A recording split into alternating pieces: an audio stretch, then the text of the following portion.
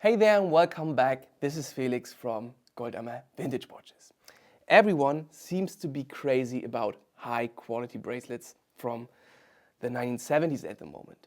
So just look at this 18K Audemars Piguet reference 150-26 BA from the 1970s with a fine crafted hobnail texture all over the bezel, case and dial.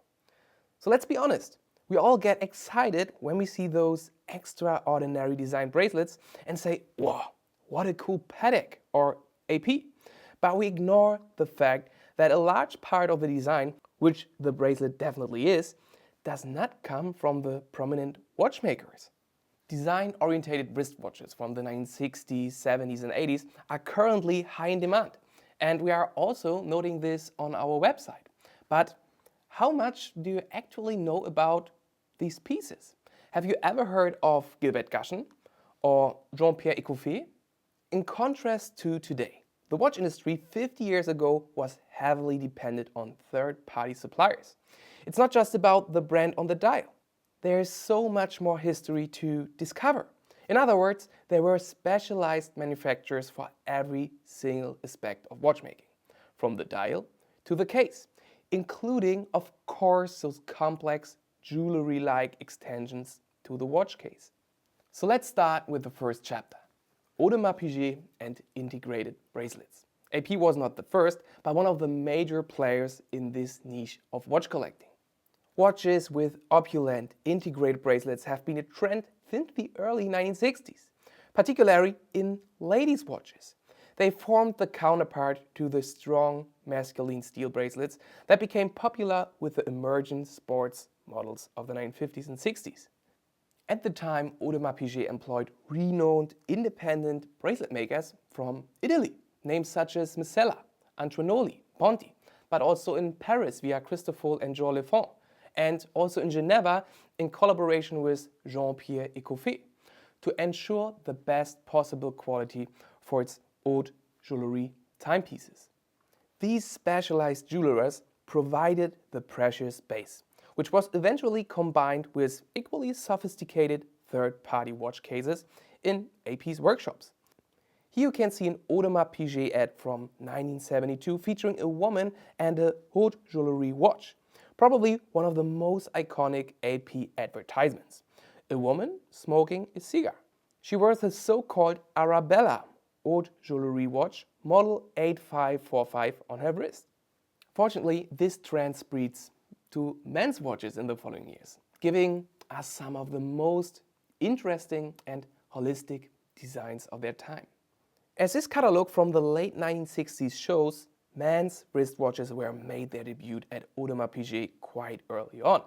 It is important to know that Audemars Piguet employed three important manufacturers for its men's wristwatches. The first was Gilbert for steel bracelets, like for the first Royal Oak, for example. Gilbert is the manufacturer you may have heard of, stamped with a ram's head mark and the initials GF, as you can see it on the clasp of this fine crafted Patek Philippe. Founded in 1835, the company supplied Rolex, Vacheron Constantin, Patek Philippe and Jaeger-LeCoultre, among many others, with bracelets in the last century. In the 1970s, the company employed around 500 craftsmen and operated the largest factory in the whole of Geneva. That means a production facility larger than the watch companies themselves. So no wonder that Rolex integrated it into its company in the late 1990s. The second was one of the most renowned personalities and namesake ateliers in watchmaking of the last century, Jean-Pierre Ecouffé, JPE for short.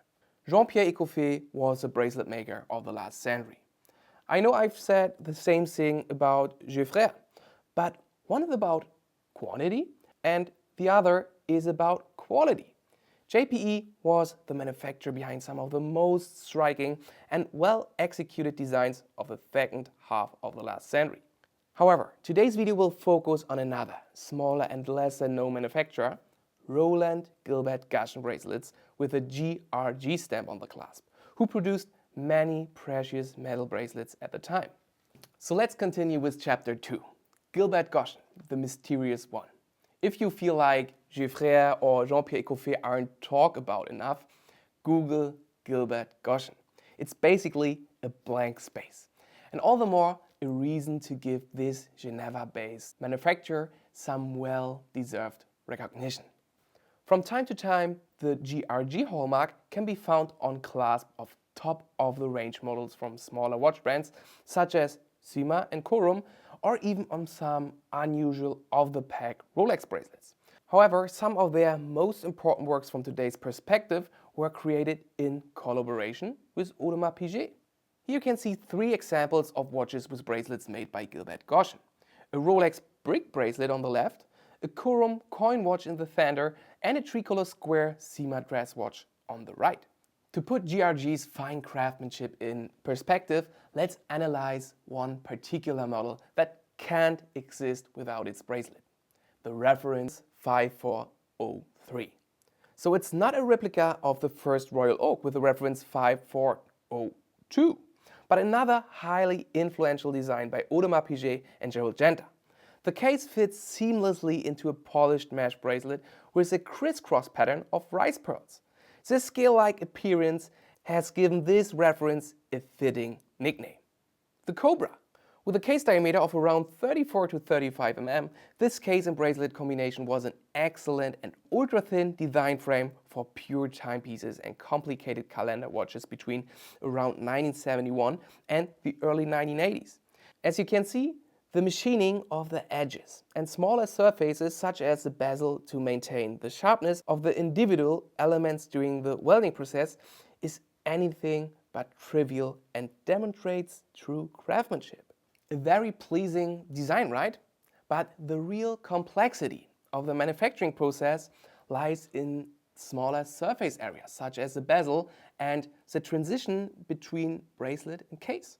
The slightest mistake in welding or polishing makes the surface appear dull and or two-dimensional.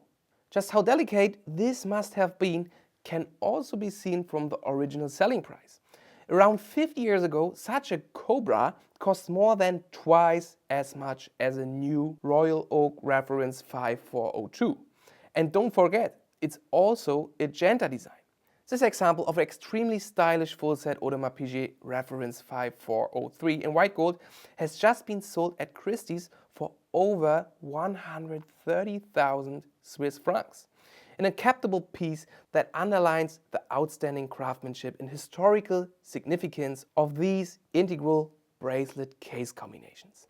And this puts the Cobra reference 5403 at the forefront of wristwatches from this era. If you consider how well these pieces are currently performing at auction, you have a highly sought-after collector's item on your hands. And the bracelet, and therefore the jeweler, is an essential part of this success. And so Roland Gilbert Goshen is definitely a name to remember.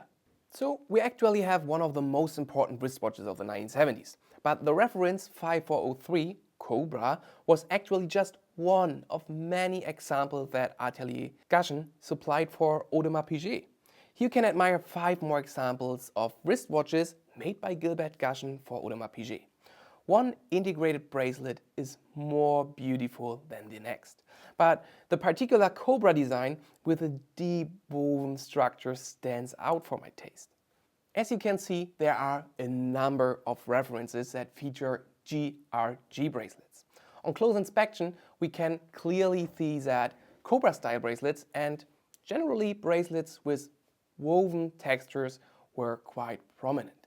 In stark contrast to mesh or Milanese, Gilbert Goshen bracelets showed a very three-dimensional presence in a delicate frame.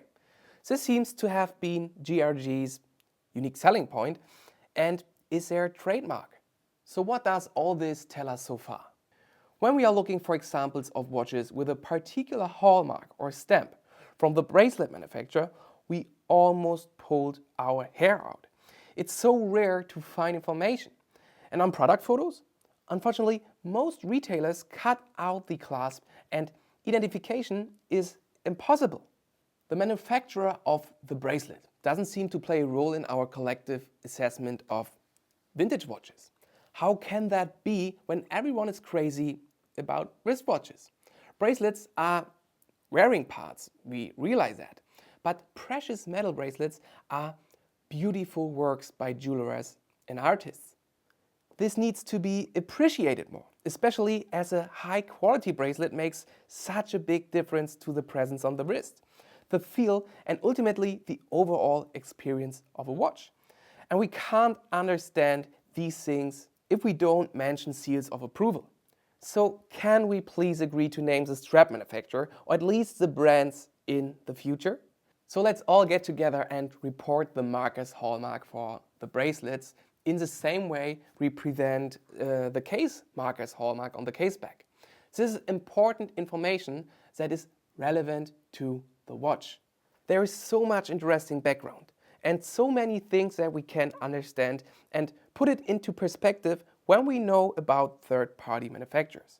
Today we are used to the CNC drilled bracelets, but in the past there was real craftsmanship behind it.